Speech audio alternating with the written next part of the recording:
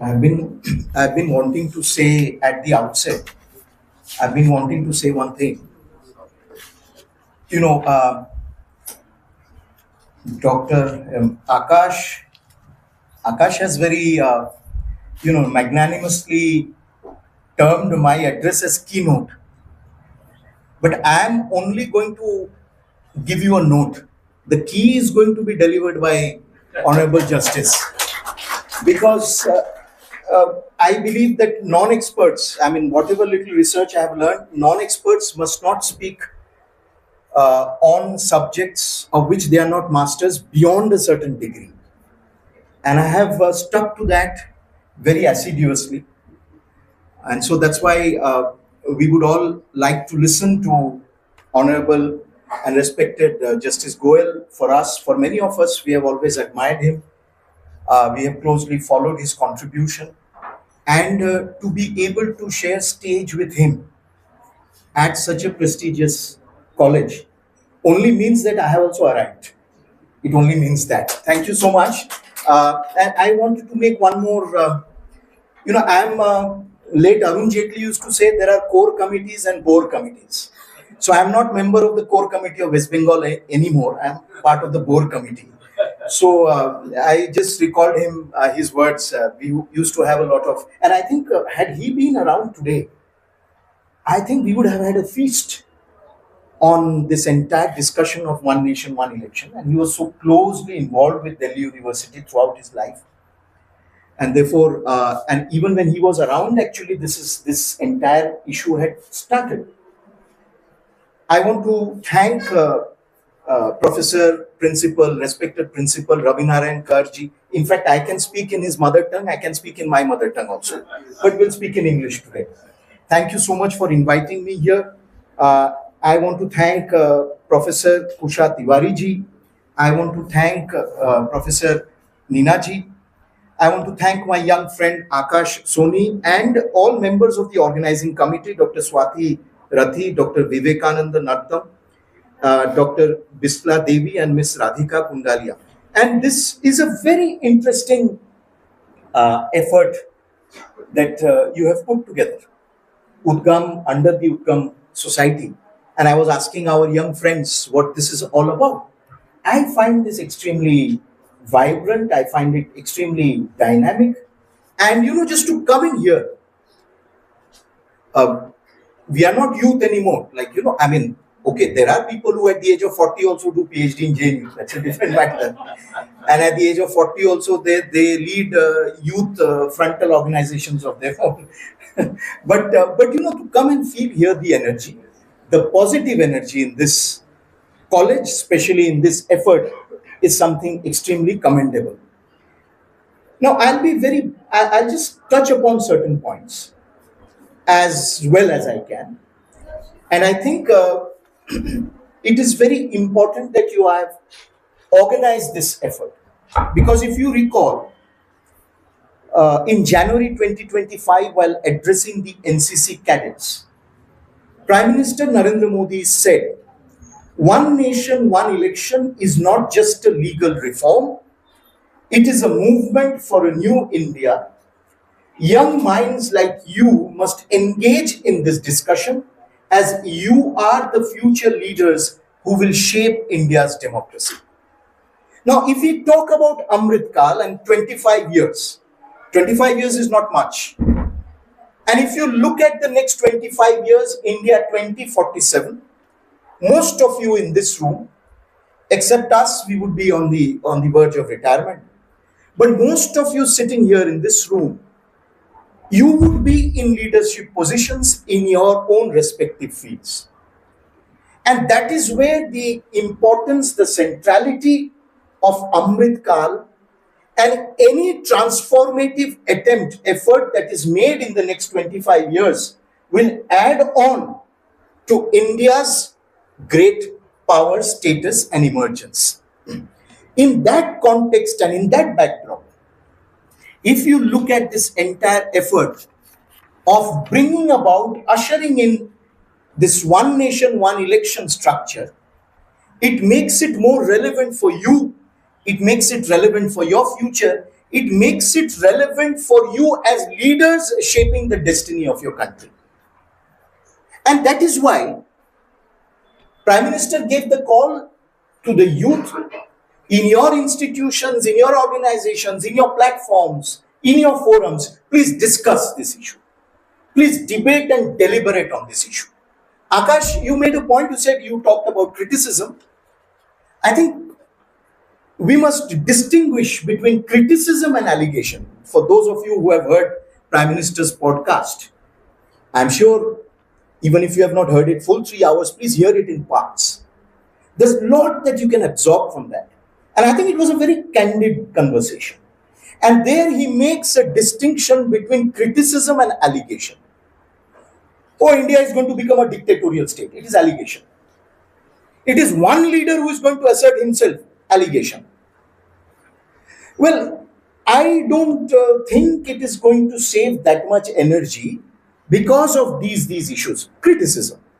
So I think when we have these discussions, we should just brush aside the allegations, because in an academic atmosphere, in an intellectual exercise and space, in a space where we create narratives, there is no space for allegations, because allegations are not an academic and intellectual exercise. So we can criticize, we can have differences of opinion, but those differences of opinion and criticism must be based on facts. It must be based on solid research. So I go back a little in history, not very long back. At the 80th All India Conference of Presiding Officers in November 2020, just after COVID, Prime Minister Modi spoke about, in his address, he spoke about the need to look at the simultaneous election process. He said, India had a simultaneous elections in the past. It worked efficiently. The time has come to bring this system back for a more stable and developed democracy. Electoral reforms must ensure that governance is not hindered by continuous election cycles, as respected Principal Sir pointed out. This was in November 2020. And please remember that even before that, in 2017, the Niti Aayog, under the leadership of Professor late Vivek Debroy, was very closely associated with us, with the Shyama Prasad Mukherjee Research Foundation. Even till his last days, he was associated with us. Brought out a report on simultaneous elections. And one of Professor Vivek Debroy's co-authors, Kishore Desai, a young scholar who was at that time OSD at the Niti Aayog, also authored a paper for us, for the Shyama Prasad Mukherjee Foundation. And since then, this paper found place on our website and was circulated. So it is at least a debate. It is a debate that goes back at least 8 to 9 years. In 2018, an all-party leaders conference meeting was called, and Prime Minister Modi had convened that all-party meeting to discuss the feasibility of one nation, one election. This was in 2018. So it is not that, allegation that Narendra Modi won a third term and then he suddenly woke up one day and he said, we need one nation, one election. Allegation. 2018, 2020, 2017. And he says, frequent election disrupt governance, development activities. Imagine the amount of time, money and resources spent on separate elections. We must seriously discuss one nation, one election for a stronger democracy. We must seriously discuss. Now, let us please remember that Prime Minister Modi belongs to a political lineage which spent 50 years in the opposition. When Dr. Shyama Prasad Mukherjee founded the Janasangh in October 1951, it was just 2 months before the general elections, which took place in December 51, January 52. And the Janasangh polled just a little over 3% vote and was recognized as a national political party. Since then till date, the Janasangh and the BJP's record of being a national political party is unbroken. And in every general election, the Janasangh increased its vote share. And in 1951, Pandit Jawaharlal Nehru, while election campaigning, because Panditji was a great Democrat, he always appreciated, he wanted other parties to come, and that's why he openly declared that he will crush the Janasangh. But, well, Panditji was a great Democrat. He was recognized as a certified Democrat. To that, Shyama Prasad Mukherjee replied, I say I will crush that crushing mentality. So I think if you look at the intent, Prime Minister Modi's party was not a party which imposed the emergency. Prime Minister Modi's record of imposing Article 356 is minimal and negligible, absolutely diminutive compared to those who ruled, the party which ruled post-independence for 55 years. And so, therefore, to say that it is going to clamp down on democracy, allegation. It is not criticism. So, I just wanted to point this out, and then I'll get into some of the details, which I think will be very interesting perhaps for you. And Professor Kar, I would request you, because I think it should not end with this one conference. You have the benefit of Sir's presence. So perhaps you can actually bring out a booklet. You can further take it up. You can engage in podcasts. You can actually, the Udgam, youngsters of Udgam can themselves organize a debate. You can have podcasts. You can bring in AI. You can bring in all, the entire, technical world is in your grip. You are youngsters. You are the youth. So we can have a series. You can actually have a series with various other experts coming with Sir as the nodal point, and continue this over the next 1 year perhaps. Now, I just briefly go through certain historical fact and context. So please let us remember that from 1951-52 to 1967, there were simultaneous elections in this country. So what was applicable or what was useful when we were a fledgling democracy, with the pressures of partition, with the pressures of displacement, with a weak economy, with so much disruption, with the states being formed, simultaneous elections were being held. And especially your respected principal, sir, to the state he belongs, we belong to very opposite states, temperamentally. His state has been holding simultaneous elections to parliament and assembly for years, and one of the most successful. So they say that, people will not be able to differentiate. Please don't pass a judgment on the acumen of the Indian electorate. Because the Indian electorate was very clear. The Odisha electorate was very clear whom they wanted in the assembly, whom they wanted in the Lok Sabha, in the parliament. And for years they were very clear. So it was a process. So we'll come to that very briefly later. So simultaneous election from 1951-52 to 1967, when sudden dismissal of elected government started and the entire balance broke. I am not an expert on this, but I have a minuscule experience of contesting 2 elections. I contested the assembly elections, polled about 1 lakh votes. And just 2024, I contested the Lok Sabha elections also. I get most of the toughest seats to contest, but so I don't question, I go and contest. And I polled about 4.5 lakh votes, more than 4.5 lakh votes. So I can actually feel the pressures and the constant pressures of electioneering, campaigning, and the huge infrastructural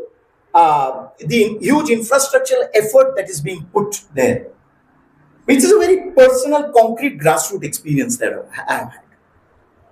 Imagine teachers, imagine school buildings closed because they act as booths. Imagine teachers who have to do election duty. And then if there is continuous election, they are displaced from here to there and they have to continuously move around.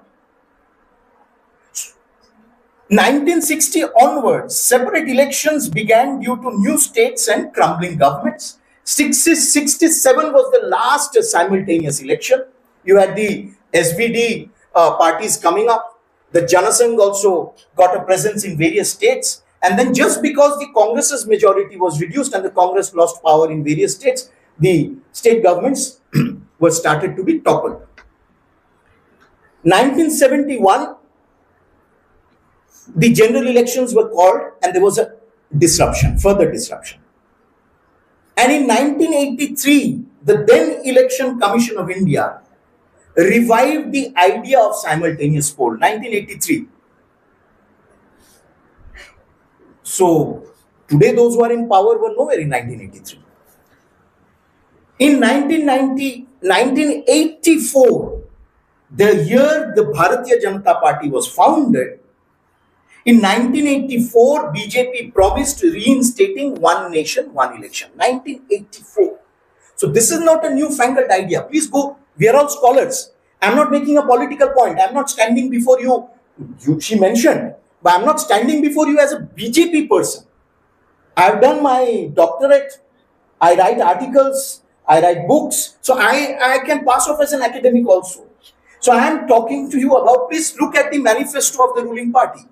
Look at the manifestos of the ruling party, copies of the manifestos. And it is one of those who, at least which party which tries to implement what it promises. Article 370, so Article 370. It promises. So one nation, one election from 1984, we have been saying. In 2015, the 79th Parliamentary Commission, before that 1999 Law Commission's report, Justice Jeevan Reddy advocated simultaneous elections. In 2015, the 79th Parliamentary Standing Committee report favored simultaneous election. Sudarshan Nachiyappan, Congress Member of Parliament, was the chair of the Parliamentary Committee. And it says, at that time in its report, the committee noted that the holding of simultaneous elections to Lok Sabha and state assemblies would reduce massive expenditure that is currently incurred for the conduct of separate elections. The policy paralysis that results from the imposition of the MCC during election time, you can't imagine. I mean, if you are on the ground during election time, for example, in 2024, it was a 3 months election. So 3 months, the model code of conduct, all over the country, there was a model code of conduct for 3 months. Basic decisions, appointments, recruitment, everything. You can't do anything. And then under this, some posters are very neatly blacked out, some posters are not. There is a plethora of complaints. The Election Commission finds it so difficult to handle. And as soon as this is over, as soon as a 3-month election is over, again within 1 month, you have a state election. Again, a model code of conduct. There are things you can say, you cannot say, you can do, you cannot do.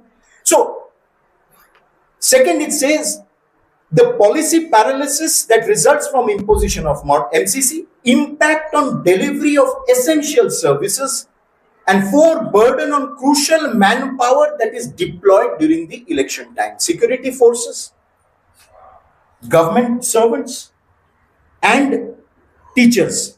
So these are the recommendations of the Standing Committee, led by the Congress member, the then Congress Member of Parliament, Sudarshan Nachiyappan. And in 2019-2024, again in the BJP's manifesto, one nation, one election was included. 2019 all-party meeting was organized by the NDA government on one nation, one election. September 2023, the NDA government formed the high-level committee chaired by former President of India, and incidentally, he was also chairman of Shyama Prasad Mukherjee Research Foundation. We had the good fortune of working with him. March 2024, the committee submitted its report after 6 months. 191 days it deliberated. 191 days. And it consulted a vast cross-section, like the national education policy.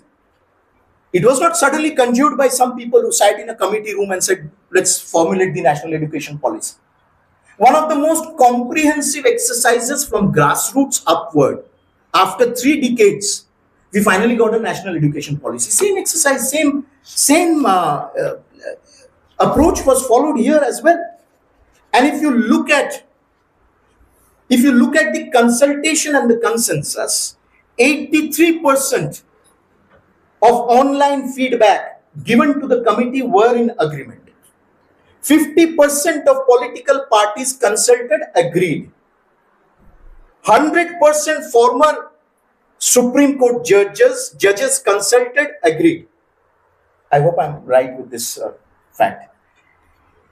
For 75%, former Chief Justices of High Court agreed. 100% former Chief Election Commissioners consulted agreed. 87% plus former State Election Commissioners consulted agreed. And Bar Council of India, ASSOCHAM, CII, FICCI agreed as well. So I think there is no, and senior economists were consulted also. I think there is no occasion to say this was a piecemeal. It was a piecemeal part-time exercise with no serious consultation that took place. And in fact, along with the Parliamentary Standing Committee headed by Congress Member of Parliament, which batted for one nation, one election, senior politician Sharad Pawarji in 2019, in a letter to then Union Parliamentary Affairs Minister Prahlad Joshi, said that the idea of one nation, one election is a good one. Luckily, fortunately, he wrote the letter. That letter is there as a record, because generally there is selective amnesia these days. People forget what they say or they write. Then, late Thiru Karunanidhi, in his biography, writes, supporting the idea of one nation, one election, that constant elections were leading to policy paralysis. Yet today, the party that he headed is headed by his son now, is opposing one nation, one election. But luckily, Thiru Karunanidhi, of course, they are, going back on all they did. I mean, that rupee symbol also was designed by their person. They have now relegated it. So I think, when we are debating, when we are discussing, it is very essential to go back to past records. And when you are in public life, when it is something of this sort, of this dimension, this magnitude, I think there should be some consistency in one's approach. Now,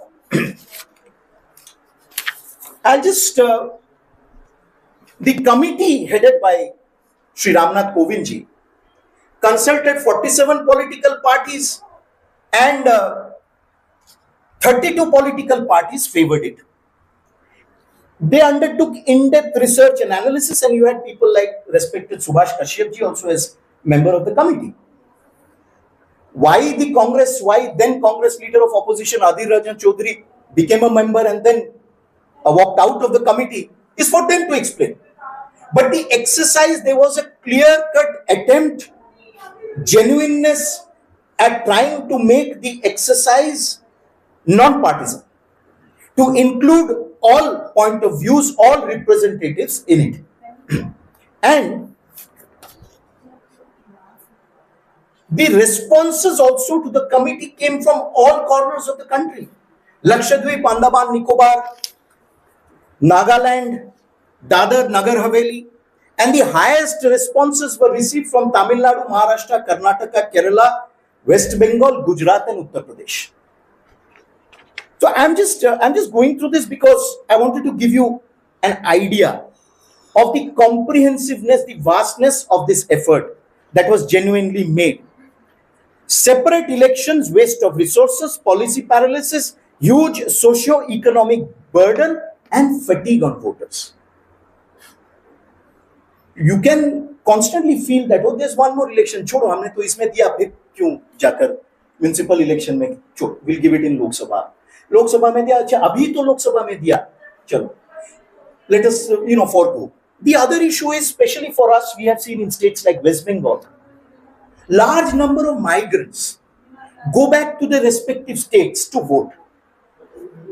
It is a burden on their movement also. It is a burden on their pocket. If they have to continuously do that, go for panchayat, again go for assembly, again go for Lok Sabha, it becomes difficult for them. And this huge movement that takes place, we have ourselves seen it in West Bengal. It becomes very evident. Scarce resources can be optimized. Voters' participation in a large number can take place. And the business bodies who supported this say that the production cycle can be maintained with simultaneous election. Once, let there be one election, and then you go back to your, because there is no displacement, factories are not closed, workers do not move out, they are there once a year, everyone goes. And that can be a true festival of democracy. I'll just end with a few other points. Now, in West Bengal, there is and please let us also remember that it's a very peculiar situation where this one nation, one election is being discussed. If I lose the elections, I cast aspersions on the Election Commission of India. I cast aspersion on the EVM. I means, you know that, not us, those who do. For the first time publicly, and if you please look at the records, the Election Commission of India, a constitutional body, is being imputed motives. The EVM, despite repeated attempts, is unhackable. It has proved to be a most reliable machine. Not only India, but India has now, India is being looked upon by other countries. I was in Bhutan last week. An entire delegation is coming here for 1 month to get trained in their election process. And this is just one example. You will have multiple examples, political science students, you know. I don't have to tell you this. On the other hand, you have fake voter IDs. I'll just end later with a few words on West Bengal, because their elections are unique. The writ of the Election Commission also stops at the border of West Bengal. I say, but that is unique. It is out of this planet, but part of the republic.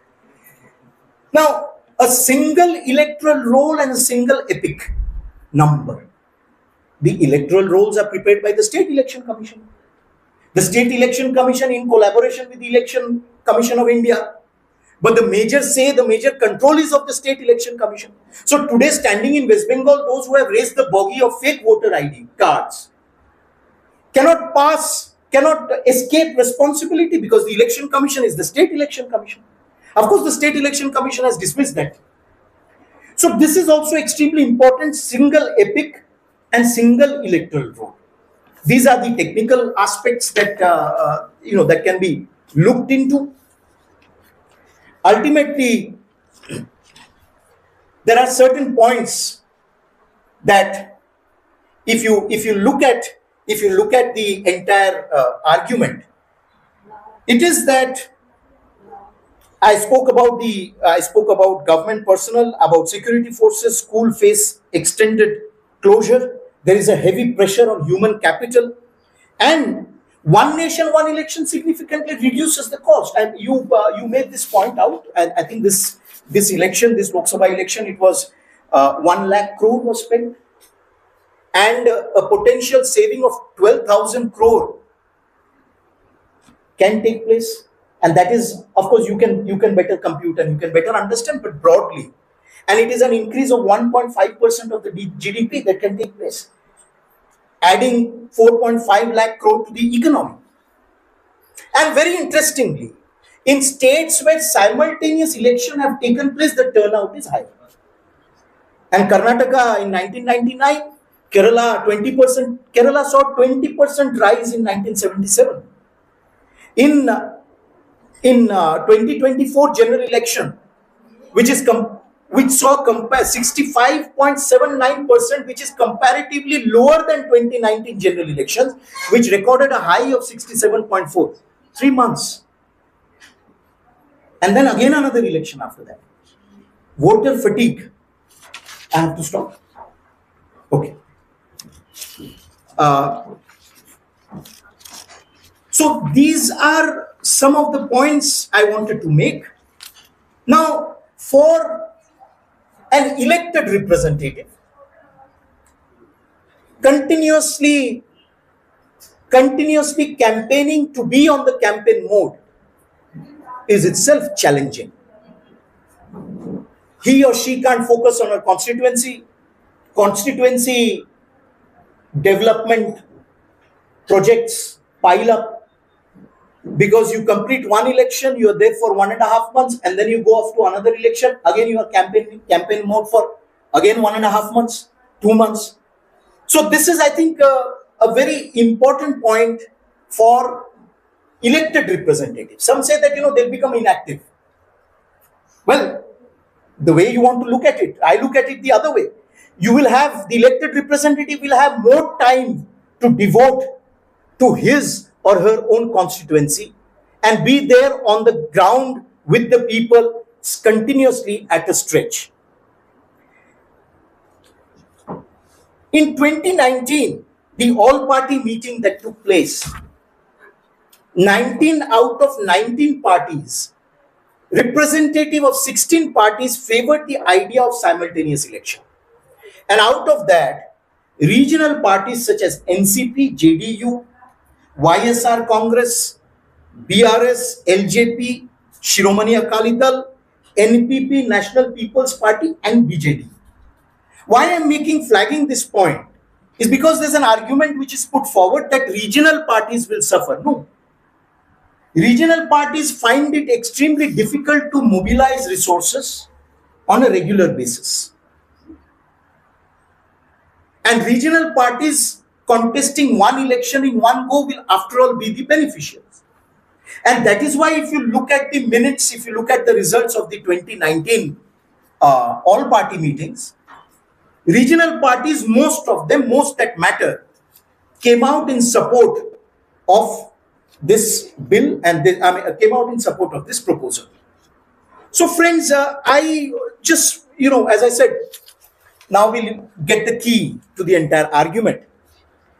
I just wanted to put forward these arguments before you, these points before you. It is for you to discover them. It is for you to undertake further research. It is for you to develop your own positions. But from whatever I have understood as a layman, from whatever I have experienced by contesting elections, I think this is it's a very practical suggestion. If I were to contest election once in 5 years, I could then write 3 books at least after that. I could cater to my constituency. I have my time to write my books, do my research, because I know that the next election is again after 5 years, and I don't have to campaign anywhere else as well. So I can focus on my strengths. So I wanted to leave you with that, and of course, West Bengal is obviously a very different ballgame. Their election is an industry.